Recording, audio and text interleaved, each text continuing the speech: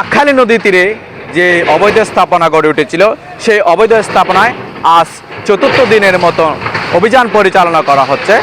অভিযান পরিচালনা করা হচ্ছে বিআইডব্লিউটিএ এবং কক্সবাজার জেলা প্রশাসন।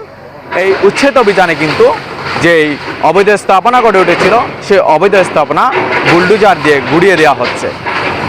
আমার পিছনে দেখতে পাচ্ছেন একের পর এক বুলডোজার দিয়ে গুড়িয়ে দিচ্ছে সেই অবৈধ স্থাপনা। আমরা বিআইডব্লিউটি এর যিনি পরিচালক তার সাথে কথা বলেছিলাম, তিনি জানাচ্ছেন গতকালকের থেকে আজ পূর্ণ শক্তি নিয়ে তারা মাঠে নেমেছে এবং যেই অবৈধ স্থাপনাগুলো রয়েছে তা কিন্তু গুড়িয়ে দেওয়া হবে এবং বাঁকখালীর জায়গা বাঁকখালীকে ফেরত দেওয়া হবে।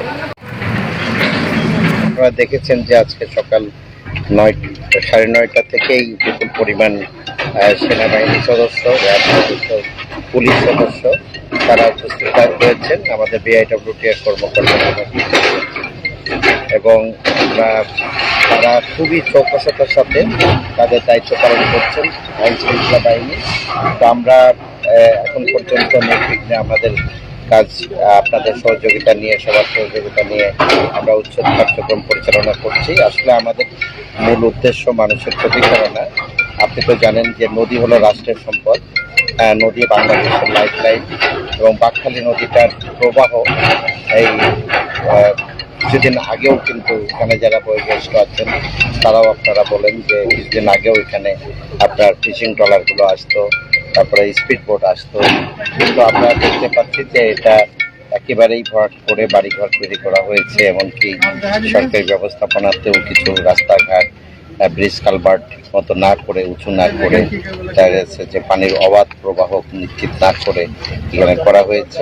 তো সবকিছু মিলেই এই উচ্ছেদ অভিযান পরবর্তীতে নিশ্চয়ই সরকার যে সকল স্টেক হোল্ডার কিন্তু আছেন, বিআইডব্লিউটিএ, পানি উন্নয়ন বোর্ড, পরিবেশ মন্ত্রণালয়, সবাই মিলে বা কক্সবাজার উন্নয়ন কর্তৃপক্ষ, জেলা প্রশাসন সবাইকে নিয়েই সমন্বয় প্রাকৃতিক প্রবাহ করা সহ বাঁকখালী পার্কে, ইকো পার্ক বা আপনার ওয়ানওয়ে, সব কিছু মিলে একটা সুন্দর শহর। আপনারা জানেন যে গতকালকে আমরা দেখতে পেলাম মিডিয়ায় মহেশখালী সিঙ্গাপুর হতে যাচ্ছে আগামী 30 বছরের মধ্যে। তো সিঙ্গাপুরের পাশে অন্তত তো মালয়েশিয়া উপস্থিত, তাই না? তো সিঙ্গাপুরের পাশে তো মালয়েশিয়া, তো নিশ্চয়ই কক্সবাজারকে করতে হবে।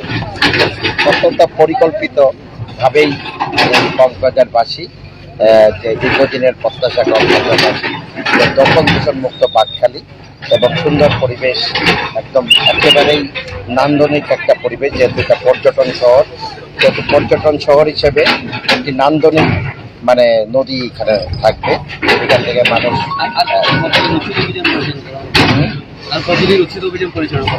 প্রাথমিক পর্যায়ে তো আমাদের বলেছি যে আমাদের 5 দিনের প্রোগ্রাম ছিল। তো আমাদের আগামী কাল পর্যন্ত প্রোগ্রাম ছিল, কিন্তু গতকালের প্রোগ্রামটা যেহেতু আমরা করতে পারিনি, সেহেতু আরেকদিন লাগতে পারে। তো আদালতের রায় কার্যকর করার জন্যই এখানে নেমেছি। আমাদের বরং আদালতের রায় কার্যকর না করার জন্য আমাদের বিরুদ্ধে ডিসি মহোদয়ের বিরুদ্ধে কন্টেম্প নোটিশ পর্যন্ত হয়েছে। আর এটা হলো সর্বশেষ রায়। সর্বশেষ রায়ে বলা হয়েছে যদি কোনো নদীর কোনো জায়গা আপনার ইজারা দেওয়া থাকে, লিজ দেওয়া থাকে, সেগুলো বাতিল করতে হবে। তারপরে আপনার বাঁকখালীর স্বাভাবিক প্রবাহ ফিরিয়ে আনতে হবে। বাঁকখালীকে এমনকি ইসিএ ঘোষণা করে, বাঁকখালী নদীকে ইসিএ ঘোষণা করে সঠিকভাবে পরিচর্যা করতে হবে। সেহেতু এটাই সর্বশেষ রায়, আমরা সেই রায় বাস্তবায়নেই কাজ করি। আসলে বিএডব্লিউডির এই অভিযানটি আমার কেমন জানি মনে হচ্ছে শুদ্ধ কোনো অভিযান হচ্ছে না। আমরা তো ক্রয় সূত্রে মালিক নই। এই যে এদিকে ভাঙছে, আমরা এই এলাকার ল্যান্ড ওনার। এখানে আমাদের পৈতৃক প্রায় আপনার 40 একরের মতো জায়গা রয়েছে। নদী হওয়াতে আমরা অলরেডি নদীকে অনেক জায়গায় নিজেই ছেড়ে দিয়েছি আমরা, যেহেতু আমরা চাই নদী বাঁচুক, দেশ বাঁচুক, সেই হিসাবে অভিযান চলছে। কিন্তু অভিযানে গত 2 দিন ধরে দেখতে পাচ্ছি এখানে অনেক ভুল ত্রুটি দেখা যাচ্ছে। আমি একজন সামাজিক কর্মী হিসেবে আমি মত প্রকাশ করছি।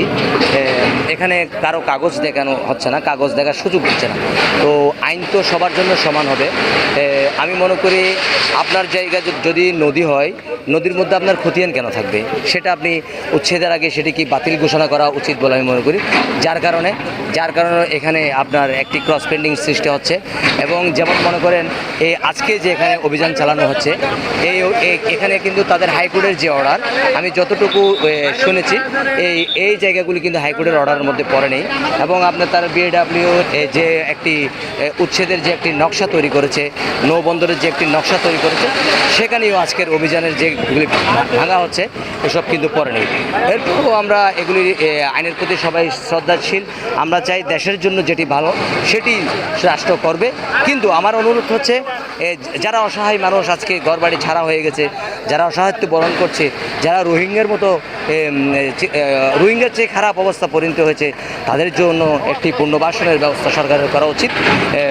আমরা আইনের প্রতি শ্রদ্ধাশীল, তাই আমরা এখানে কাউকে বাধা দেওয়ার সুযোগ দিচ্ছি না। কিন্তু আমরা কথা বলার চেষ্টা করেছি। এখানে যিনি আরিফ সাহেব আছেন, তাদের অফিসার, তিনি আমাদের সঠিক কোনো জবাব দিতে পারছেন না। তিনি অর্ডারের কোনো কাগজও দেখাচ্ছেন না। কিন্তু আমরা যতটুকু দেখেছি, আমরা বিভিন্ন সংগঠনের সাথে জড়িত আছি, সেই হিসেবে এখানে আপনার তাদের উচ্ছেদ অর্ডারের কোনো ডকুমেন্টস আমাদের দেখাতে পারেনি।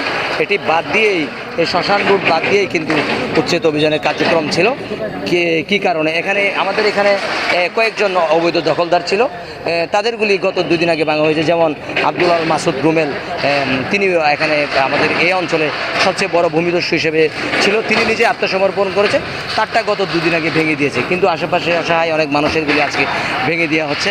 তো আমরা চাই সামনে যে অভিযানগুলি হবে, মানুষের সাথে আলোচনা করে, তাদের ডকুমেন্টস দেখে, তাদের যদি আরএস, বিএস, এমআরআর এবং তাদের ডিগ্রি, তাদের আপনার যদি কোর্টের রায় থাকে, তাহলে আপনি কোন আইন দিয়ে তারা ভাঙবেন সেটা আপনার বলে যেতে হবে।